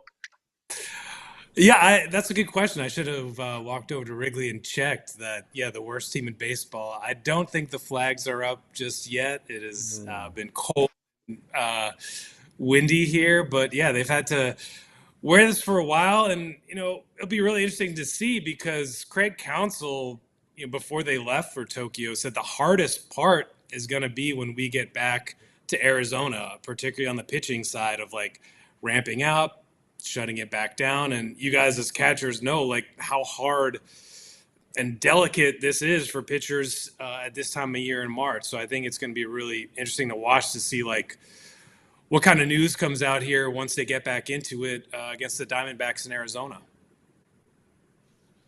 By the way, congratulations, Patrick. You guys have a worse record than the White Sox. So, Cub fans, enjoy that. And I am going to wear that out for as long as it is possible. So, listen, nothing broke my heart more than watching the Cubs go 0-2 in Tokyo and they have the worst record in baseball. Okay. So, let's make that. And then, by the way, you can't, Kratzy, I'll answer your question. They can't fly the flags because the Wrigley fans get so upset. It hurts all their feelings and the players' feeling. Like Theo said, about the Emus Catuli sign, they have to take it down because we can't have the fans and the players seeing all this negative stuff out there. So let's take everything that isn't whoop-de-doo, Cubs are the best down in the whole world. Suck it, Cub fans. But I got to ask this. You have to be encouraged about one thing. Imanaga pitched great. Steele made a couple mistakes. But I thought those two guys at the top of the rotation is going to be great for them. I think, especially if Steele stays healthy, what Imanaga showed, you back it with Tyon. I think the Cubs' top of the rotation is going to be really good this year. Yeah, I think you're right on that count, AJ. Like the Cubs, no team is going to look great on paper when you stack up against the Dodgers. Now, they didn't have two Hall of Famers in the lineup, and they probably caught Sasaki at a good time, like his debut in his home country. But the Cubs are good at the boring stuff. Like they have a lot of pitching depth, they have flexibility, they have a manager, who's proven and loves, optional relievers. Like their game planning system is pretty good. They have top prospects waiting in Iowa. So this is a team that I think will show up better over the course of 162 than one that will wow you in any given series. The lineup really doesn't wow you, but the one part of the lineup that was kind of confusing to me, should fans really be mad that a $144 million man was hitting behind Matt Shaw, making his rookie debut in another country in the big leagues? Well, Counsel, any of those sorts of questions, he just immediately shrugs off or dismisses that. He says the lineup construction does not really matter, but there's going to be a lot of pressure on Matt Shaw this year. I don't know if you saw Chandler Rome's story in The Athletic. Chandler, our colleague here at the Foul Territory Network, on Cam Smith, a third baseman who may play right field for the Astros, a guy who was traded in the Kyle Tucker deal. This is a guy who has to produce for them. And, he does not have, I think it's 35 games of experience at the AAA level. He doesn't have a ton of experience just simply playing third base. So wherever he hits in that lineup, he's the name you have to circle of a guy who, fair or not, has to perform this year because they didn't get Alex Bregman. Hey, Patrick, by the way, Dansby's only making 177. Kratz undersold him. So it's 7 years, 177, not 144. So he undersold him. But my question is on Matt Shaw. I watched him. I called the games for Fox, the two games in Tokyo. I know that he hits the way he hits. It's very unorthodox. And some of the swings, he got a hit. Granted, it shouldn't have been a hit. I mean, the pitcher clanked it. But there are no errors in Major League Baseball anymore. They want everyone to get hits, which is fine. Great first hit for him. Congratulations. They never take it away from you. He'll tell his kids it was a line drive up the middle, right? But for sure, is this the way he hits? Because, I mean, I can't do it because the screen's too small, but with his foot way turned in, the way he's so turned, right? And he's kind of has kind of a funky swing. It's kind of Hunter Pence's, just different than what you normally see. I know he's had success in the minor leagues, but from what I saw, the Cubs expect him to stay like this and still hit the way he does. Yeah, and I mean, I think over the years, the Cubs have cycled through so many hitting coaches and hitting philosophies that I think they're in a pretty good place with this right now. And look, he's a guy who was the Cape Cod League MVP, turned himself into a first-round pick at the University of Maryland, has hit every level of the minors. And Counsel made the point, if you look at kind of identifying hitting talent right now, the Cubs might regularly have 7 first-round picks on the field, basically their entire infield and their entire outfield. I think they feel pretty good about their ability to identify first-round college-type hitters. And, I think – and Kratz knows this, Council's big thing with young players is you have to catch the ball and make the plays on defense. That he is extremely willing to be patient with young talent so long as they get it done on defense. That was Bryce Terang was a great example in Milwaukee. Pete Crow Armstrong was a great example in Chicago. And so that's why I think some of those throws or some of those plays at third base will be highlighted if he doesn't make them, because they do think he'll hit in the long run. They're optimistic that eventually his athleticism will get him there on defense, but he simply just does not have the reps or the background to eliminate those questions on opening day. Patrick, why do you think the Cubs are so heavily favored to win the division? I mean, if you want to kind of touch on the rest of the division too and how you compare them. I mean, I think they're going to be good, but I think the Reds are going to be good. I think the Brewers are going to be good. We're good enough to make this damn close, and definitely not a runaway for Chicago by any means. I would be shocked if they do what the Brewers did last year and win by double digits in the division, wouldn't you? Oh, absolutely. And I think that is part of the frustration around the Cubs of why didn't they just put their foot on the gas and really try and win this thing and, build a true World Series contender, not just a team that is set up to sort of hang on and, maybe win 85 to 88 games or sort of wait until the trade deadline and then make a big move or a big splash. I think really they've built a team sort of against their level of competition, the way that the Dodgers have forced the Diamondbacks to get better and think outside the box. The Cubs have sort of been on this NL Central track for a while now. And their pitching depth is good. The top of the rotation, as AJ mentioned, should be pretty good. Kyle Tucker has a lot to play for and has been in kind of an underrated superstar for a while now. So they're certainly the elements of a division winner, but yeah, you can't write off the Reds' talent and Terry Francona, his ability to bring a group together. Feels like we always overlook the Brewers, and they're usually there almost every September. And the Pirates have a ton of pitching talent that, they haven't really supplemented it the way, Pirates fans would have hoped, but there's something to work with there, particularly when the Cubs did not build a team that's going to win 100 games. It was more okay, this is a reasonable chance of being good and then can supplement at the trade deadline.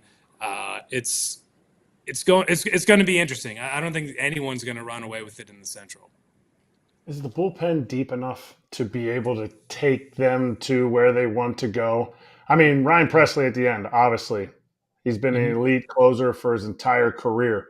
But Council's other bullpens in his career with the Brewers, he had Devin Williams, he had Josh Hader during that time. Yeah. So they added that Presley to the bullpen, which is his that's his guy.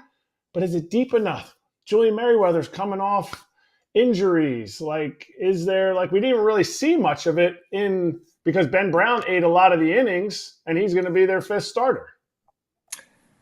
Yeah, I mean, it's a great question. I think looking at this group last year, there was a hope that there'd be some sort of Council magic and that he would push the right buttons, and they wound up with 83 wins, the same amount they had under David Ross. I mean, you look at that list, there's a lot of talent, there's a lot of potential, there are question marks. I mean, Julian Merriweather is a classic. If he's healthy, he's been lights out, but he hasn't been healthy enough throughout his career. There's only one lefty on that list. You do see some flexibility of guys who could go multiple innings. They're really encouraged by Brad Keller, a guy who's kind of come out of nowhere here to really open eyes in the Cactus League. And this is again a competence thing.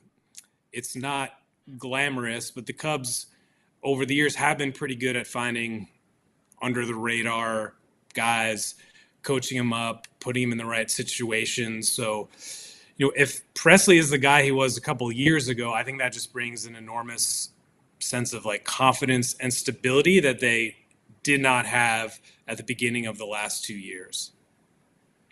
Why? I want to go back to what you said. Why? Why didn't the Cubs put the pedal to the metal? Why I know we've beat it to death, but I want to hear from you. Why? Why? Because I mean, everyone, the Dodgers. Wrigley Field and Wrigleyville and all the stuff that the Ricketts family and the Cubs own around there. You can't tell me that they're not making money. Come on, Patrick. I mean, I've been there. I've walked around there when there's games. You can't tell me they have concerts and they have this going on. They have the little wiffle ball field where people play, and then they go across the street. They have the hotel with the McDonald's and all the restaurants and every bar you look, and they own all the rooftops now, and they have all this advertising now. Why can't the Cubs put the pedal to the metal? Or maybe the better question is, why don't they want to? I think because they know they'll get close to 3 million fans no matter what. I think that is part of it.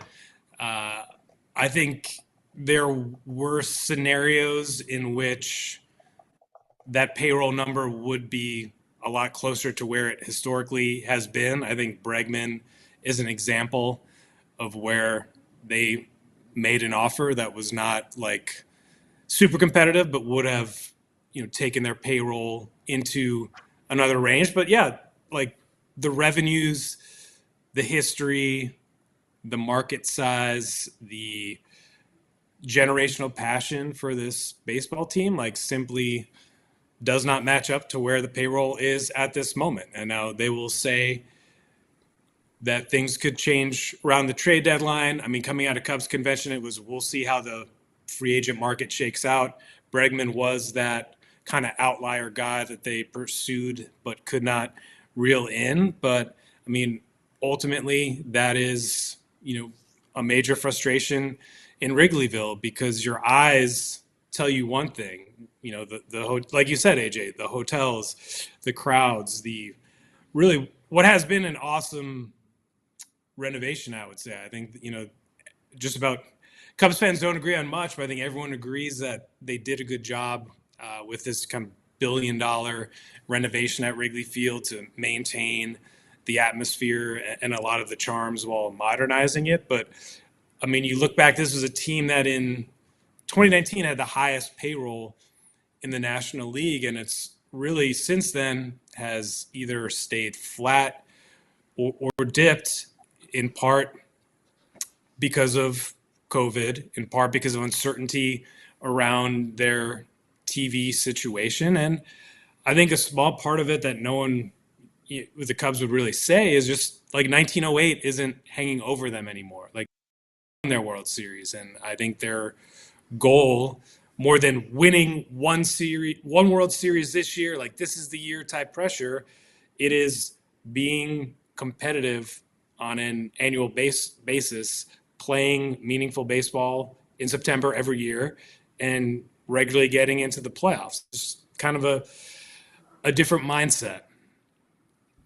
By the Much way, more on this topic. They shouldn't have put the scoreboards up. That's the only problem I have with the renovations.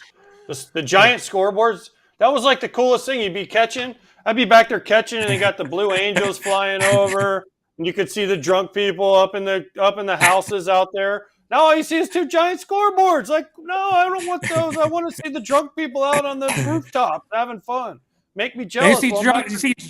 You see drunk people on the scoreboard now, like in high definition and huge right. screens. True. Yeah, but I don't want to see them that up close, right? I want to see them far away so I can dream what they're doing. I don't need to see some sloppy Cubs fan sucking down his 12th beer, right?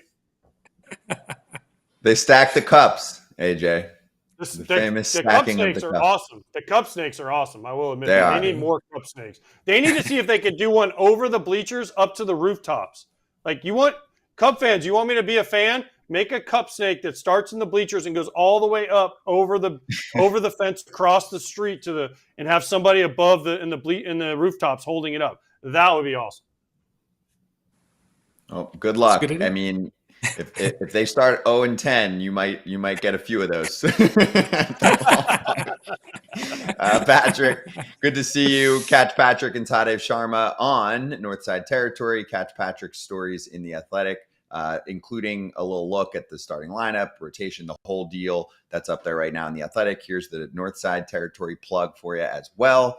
Good to see you, Patrick, and good luck, I would say, going through this stretch. Obviously, it doesn't matter if they win or lose for you, but just weathering the storm of what if it is a tough schedule and things get ugly early. So good to see you. We'll talk soon, okay? Take care, guys. Thank you. Thank you, Patrick Mooney, with us. And then we'll come back and talk about Trevor May's predictions for the 2025 season.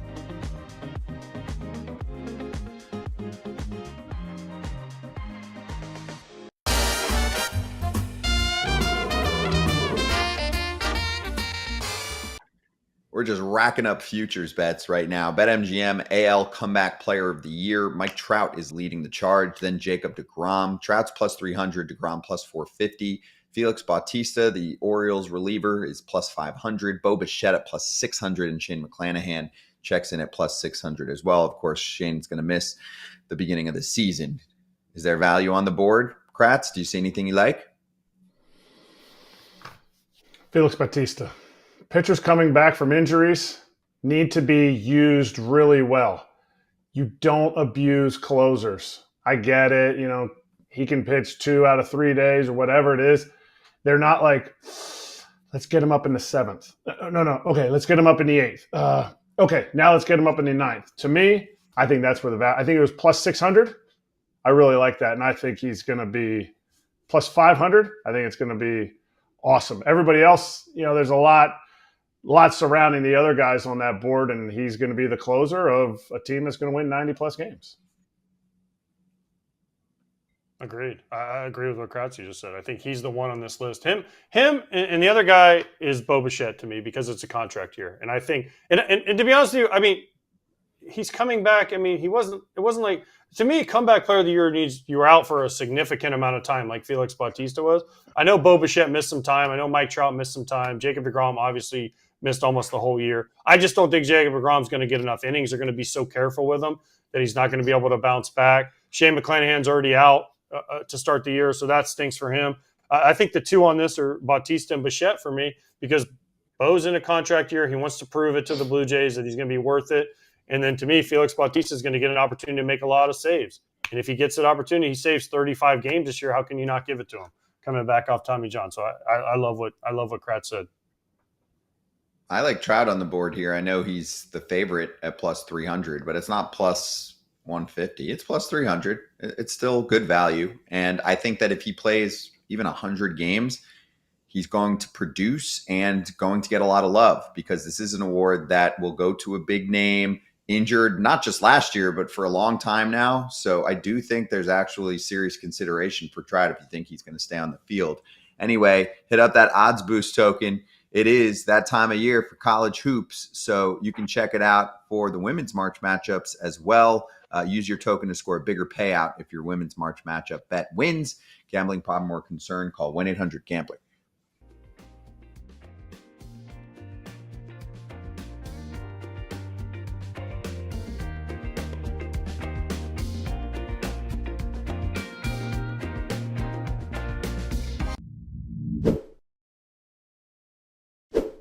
We got Guardians versus Astros moving on against the Red Sox. We got Orioles versus Detroit. Orioles win that one in the wild cards. They go on to play Texas. Orioles end up beating Texas. Boston ends up beating the Guardians. And then Boston ends up going to the World Series on the AL side. On the NL side, we have Atlanta versus Milwaukee. Atlanta takes down Milwaukee in the first round. And then Arizona and the Mets in the other side wild card with the Mets taking that one. The Mets take on the Dodgers. The Dodgers take their first series. And the Phillies take on the Braves and take them down once again to go to the NLCS. Inevitably, the Phillies make it to the World Series and take on the Boston Red Sox and your World Series champs. Partying like it's 2008, the Philadelphia Phillies. Nice. Well put together bracket by Trevor May in terms of how he explained it. Did you like it, AJ? Yeah, I don't have a problem with it. I can make a case for everything he said. I mean, I picked the Red Sox as the highest AL team on my power rankings, and I had the Phillies, third in my power rankings. So, I mean, it could change in the next 5 minutes, but you know, I like what Trevor did here. His explanations make sense, and you could see it. You could definitely see it happening. Agreed. And that's the homer in me. It's funny who, he has the Rangers losing, and we just talked to the Jeff Passan, who clearly sways AJ's decisions. He has the Rangers winning. So, I mean, I think you have the regular people in there. I liked he had the Brewers making the playoffs. I liked how he had that. So he's got all my Homer teams in there. So really, how mad could I be at Trevor? We'll do our predictions in the next day or two. How many people do you think, obviously just asking for a guesstimate, what percentage, AJ, of writers and broadcasters and people that throw out predictions every year do you think are going to roll with the Dodgers? Or do you think that most people in baseball just can't buy into the fact that a team is going to win in back-to-back years? Listen, if you gave me the Dodgers the field, I'd obviously take the field. But if you have to give me right now, say one team to win the World Series, I would have to say the Dodgers. I'll always take the field against one team, but if I have to make a prediction, hey, who's going to win the World Series? My prediction would be the Dodgers. Why? Because the depth and everything they have and the starting pitching and their lineup and everything. And the biggest key for me is the resources and how they apply the resources. Everyone talked about it. Jeff Passan talked about it, the resources and how they deploy those resources and use those resources. We saw it last year. They're not afraid to go get a guy at the trade deadline. Oh, we need Jack Flaherty. Let's go get him. Oh, we need Tommy Edman. Let's go get him. We need Michael Kopech. Boom, we'll go get him. Right? All three of those guys helped them win a World Series. They're not afraid to make the move when they need to. Mm-hmm. For Miguel Vargas, a guy that was already in the big leagues. Like, they're not afraid to go get rid of big league guys. You talk about those resources. Years ago, when I was still playing, back in like 16, teams were coming into AAA facilities and completely eliminating all the like junk food out of there for their minor leaguers. And I'm like, who was just in here? They were like Oklahoma City, Dodgers, AAA at the time. And I'm like, whoa. So they've been doing this stuff that Jeff was talking about in the really small areas to make a big difference in the big leagues. And, you know, it's paying off. But to me, no, I don't pick the Dodgers. And it doesn't mean they're not good enough. It just means it is tough to repeat. Things come up when you play so far into the offseason. Plus, they were in Korea last year. That was a long season. Now they started their season in Japan. Yes, they learned from it, but their season just gets stretched farther and farther, and they don't have all the youngest players anymore. That sparked a quick story for me. I never do them, but I know someone that was high up in an organization, and it was a while back, who pitched a plan to his owner to spend more money on food for players, but really for minor leaguers specifically. He's like, these are kids. They need to eat better. And I think if we do that and care more about performance and health, it will make a huge difference. And the number he came up with for how they were going to improve the food situation was super small in baseball terms. I'm talking 6 figures, not 7. And it might have been, you know, no more than 500K, but I think it was more like 200K. And the owner was like, no, they can figure it out themselves. And he was like, okay. And it definitely wasn't a strong organization. I'll put it that way. It's one that often gets made fun of. And that is where it doesn't matter what a salary cap looks like, how many players you buy, all of that. If you don't have someone that believes in some of those little things and your front office puts all of that work together and really sells you on a case like that, sure, they're not just going to keep flooding you with millions of dollars of random things you should spend. But Kratz, that just reminded me about that situation. That's where you'll see a difference. I've been banging that drum for a long time. If you can, because the value is all in the minor league players. There's you get production from a minor league player. That's salary. That's the way you keep salaries down. That's why teams who aren't trying call up minor leaguers and don't go and get the veterans all the time because they're keeping salaries down. To me, if that's who you're going to call up, that's where your value is. Even if you put in $500,000 into a nutrition program and you get one player that's helped by that nutrition program and becomes a viable big leaguer, it's paid for itself. And you're going to get way more than one player. You're going to get the most out of what you have. By the way, the difference between me and Kratz, when I was with Ozzy, that was when all the health kick started in the big leagues, and Ozzy's like, nope. So we'd go into a place and they'd take all the junk food out. Ozzy'd be like, get that crap back in here. We need ice cream. We need potato chips. We need fat guys because they can't pull fat. Let's go get the fat guys back in here. So there's a huge difference in philosophies. Things have I love it. changed. Things have Things have changed definitely quite a bit. Yes. We went from you guys giving tips to clubbies to go pick up fast food. Oh, Popeyes was big on the list for a lot of guys. Popeyes. Guys love the Popeyes. Not that I didn't, but I'm just saying. Yeah, things have changed. All right, we'll swing back. We'll do McDonald's. slap hands. Yeah, exactly. All that. All the fast food. It's mostly gone from the clubhouses. We'll do slap hands when we swing back, and this is an AJ special coming up.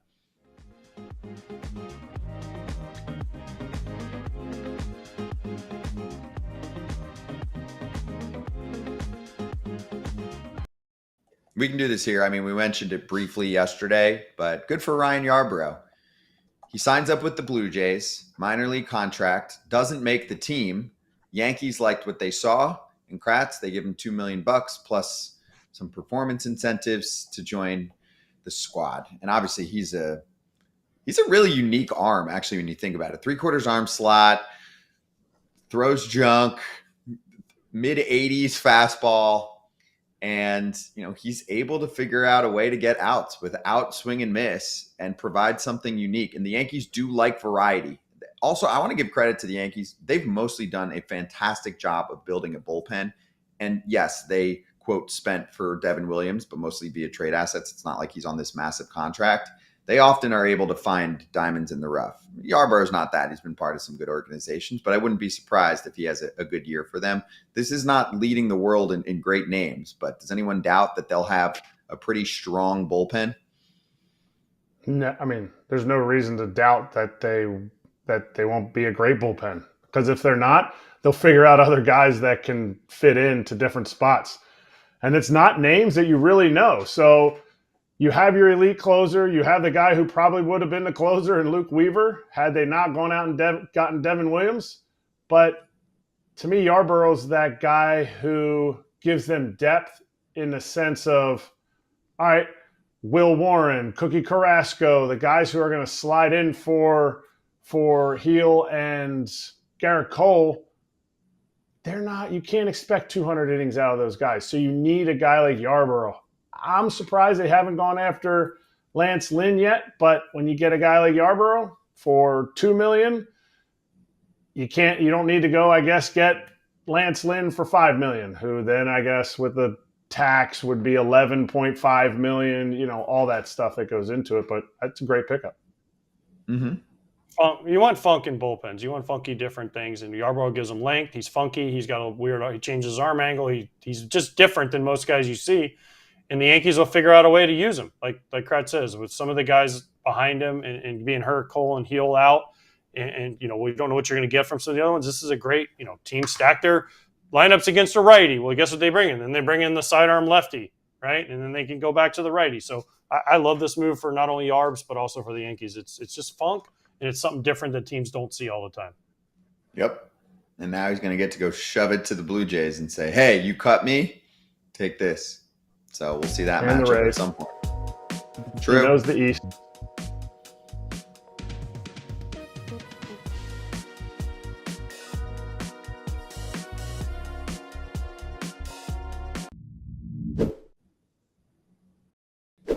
All right, let's slap. So the White Sox are trying to reverse their historic losing season. So they had a curse-breaking ceremony where the infamous Black Sox ball, which was linked to the 1919 World Series scandalous team, it's being returned to the Tribune Tower where it was first discovered in a 2022 time capsule. Cute little PR thing, but also it almost sounds like a reverse the curse kind of thing. Like you had an historically bad season, but I don't know. This is weird. Why don't you just sign some dudes and flip them at the deadline and get your team better? You know what this is? Did you see whose name was behind it? It was Harry Carey's restaurant. You know what this was?